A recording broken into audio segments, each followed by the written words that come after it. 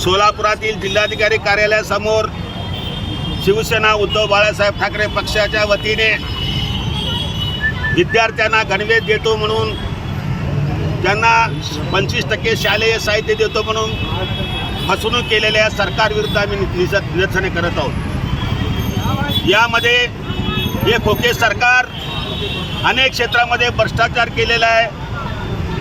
अनेक ठिकाणी मोठमोठ्या प्रमाणामध्ये पार्ट्या फोडले, परंतु शिक्षण क्षेत्रात देखील विद्यार्थ्यांना शालेय क्षेत्रात हे फसवणूक करतात असं आम्हाला वाटलं नव्हतं। पण आज परिस्थिती कशी झालेली आहे, 8 जूनला GR निघाला, त्या GRनुसार सर्व शाळेतील प्राथमिक विद्यार्थ्यांना जो गणवेश वाटप करायचा होता तो नेहमीप्रमाणे प्रत्येक जिल्ह्यातील शालेय समितीकडनं होत होतं, अधिकार होता। परंतु या सरकारनं एक राज्य एक ड्रेस अशा प्रकारचा आदेश काढून त्या आदेशाप्रमाणे अद्यापही विद्यार्थ्यांना शालेय साहित्य किंवा ड्रेस मिळाले नाही, गणवेश मिळाले नाही।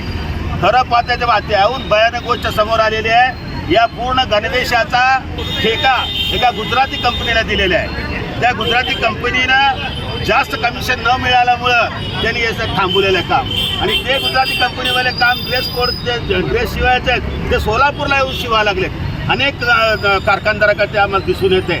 म्हणून हे सरकार शिक्षण क्षेत्र सोडलं नाही, गरिबाचं क्षेत्र सोडलं नाही, कामगार क्षेत्र सोडलं नाही, कुठलंही क्षेत्र न सोडता राजकारण करण्याचा प्रयत्न केवळ चालू आहे।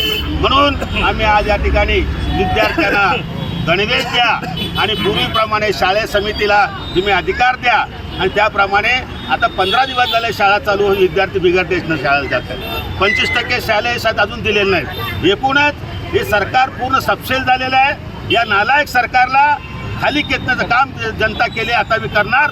परंतु आम्ही जोपर्यंत शालेय विद्यार्थ्यांना या ड्रेस कोड म्हणजे गणवेश दिलं जात नाही आणि शालेय साहित्य दिलं जात नाही, तोपर्यंत आमचा इशारा आंदोलन आहे। यापुढे आम्ही रस्त्यावर प्रत्येक शाळेतील विद्यार्थ्यांना रस्त्यावर आणण्याचं सोडणार ना, अशा ठिकाणी घोषणा करतो। जय हिंद, जय महाराष्ट्र।